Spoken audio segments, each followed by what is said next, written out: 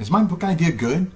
How many times have you asked yourself or others this question? You've got an idea for a book, but you're not quite sure if it's good. Or maybe you've already published your book, you're not getting the sales that you expected, and now you're starting to second guess your topic. Does any of this sound familiar?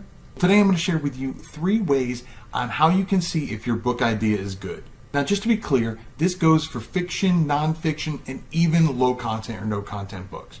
Now, if we haven't met before, I'm Keith Wheeler, and if you want to continue to get all the hints, tips, and tricks on how to make self-publishing easier, then be sure to subscribe to the channel and smash your little bell icon so you can get more videos just like this one. Now, before I start on this list, let me preface this by saying that the term good is completely subjective. Also, your end goal for your book is a huge driving factor on whether or not your book is perceived as good. For example, if you have an idea for a book and you publish it for the sole purpose of publishing it and getting it out there, well, that's absolutely fine. For the sake of this video, I'm going to assume that your goal is to sell as many copies of your book as possible. So when I say is your book idea good, I really mean is your book idea marketable or profitable? Okay, so here we go with the 3 easy ways to determine if your book idea is good. Number 1, is there a buying audience? A great place to check this out is Amazon.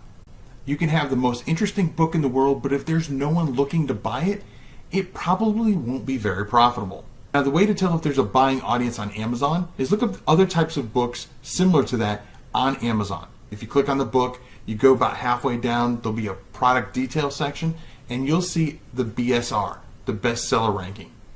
I try to shoot for a BSR range from about 10,000 to 100,000. This means that the books on average are selling at least a few copies a day. Now, while you're already on Amazon checking out and see if there's an audience, why not check and see what your competition would be while you're at it? The higher the competition, the harder it will be for your book to be seen on the marketplace. The way to find out your competition is when you look up similar books to your book in your genre, look on the far left-hand side and it'll say 1 to 16 of 10,000, 20,000, whatever. I usually try to strive for 1,000 competitors or less. Number 2, is there an audience available? And what I mean by available, I mean off Amazon.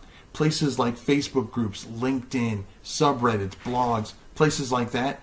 These are super important as it lets you know whether or not there are people readily available that you can target later through ads and other promotional avenues. After all, we don't want to just rely on Amazon platform to get all of our sales. So knowing that you have an audience out there, regardless of what platform, can be super beneficial. Number 3, is this something that you're knowledgeable about or passionate about?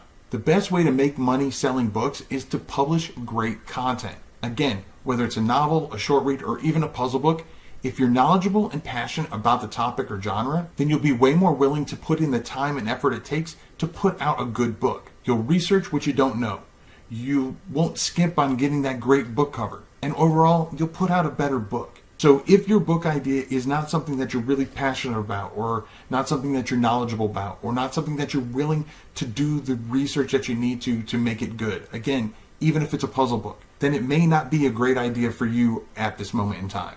But now that you have a great book idea, the marketing and promotion for that book should start as soon as possible. Check out this video right here where my buddy Mark Gabberti came over and visited and shared with us some great ways to promote your books using social media.